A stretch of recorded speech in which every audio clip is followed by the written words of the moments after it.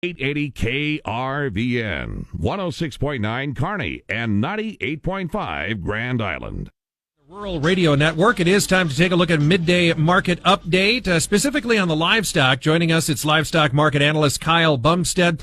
Kyle, seeing a little bit of recovery in the cattle futures to start, a little bit of optimism at the beginning of the week? Well, that's right. So far it is a recovery, but we're trading inside of Friday's range here on these August live cattle. And on the feeder cattle, we are also trading inside Friday's range as well. We haven't taken out that high at 302 and a quarter here on the August feeders, nor have we taken out that high on the August live cattle of 211.60. So if you remember, folks, Friday we gapped higher, then we sold off and gave it all back here at the end of the day. We're just trading inside session right now. The feeder cattle, they've traded a $3.60 range here today. From that low of 298.57 to the high of 302.17, we're sitting at 301.72. So at the upper end of the trading range. August live cattle, they've traded from 209.67 to 211.15, traded a $1.47 range there, sitting at 210.90. So at the upper part of the distribution of today's range as well.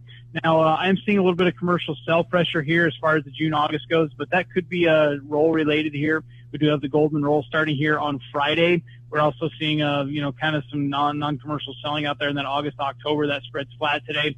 The October-December spread, that's gaining about 10 cents. But once we get out past this October live cattle contract, the volume really starts to drop off. Also, here on a Monday, I do have some bids. I saw a 370 dress to a regional here in Nebraska for 6 weeks out. Also saw in Kansas, there's 225 bid to a major. Don't know the time frame on those. Don't know where they were bidding on the quality of cattle, but that was out here this morning before 8:30. So there is some interest out there as far as tire kicking here on a Monday morning. So a lot of moving parts this week, Chad. We'll see how it plays out. All right. Thank you so much. Again, that's livestock market analyst Kyle Bumsted. Call him at 308-708-7340. This is the Rural Radio Network.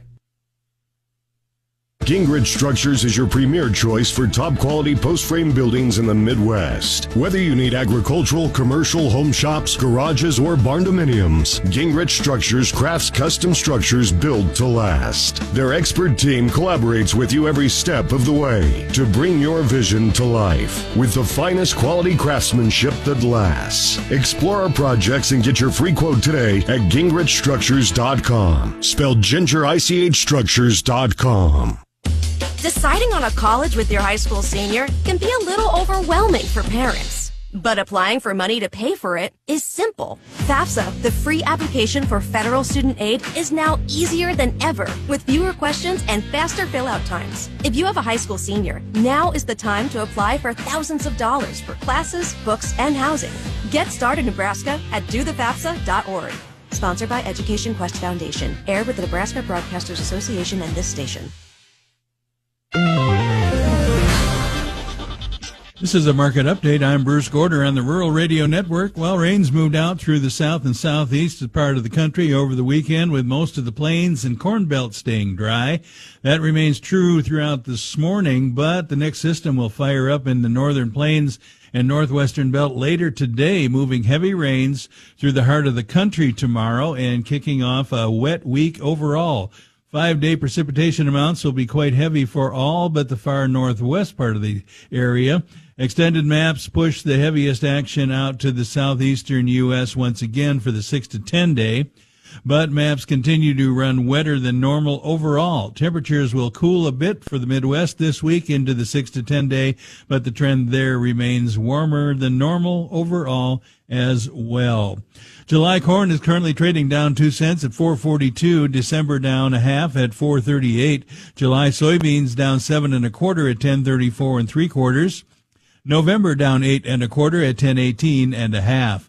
July wheat in Chicago 7 cents higher at $5.41. July wheat in Kansas City up 9 3/4 at $5.43. And July wheat in Minneapolis a penny higher at $6.26 1/2. June live cattle 80 cents higher at $216.27. August up $1.30 at $210.65. August feeder cattle $247 higher at $301.30. The September contract up $260 at $300.30. June lean hogs trading 35 cents lower at $100.97, and July is up 2 cents at $104.95. Class 3 milk for June is unchanged at $19.17. Class 3 milk for July is up 21 cents at $19.75. And you're listening to the Rural Radio Network.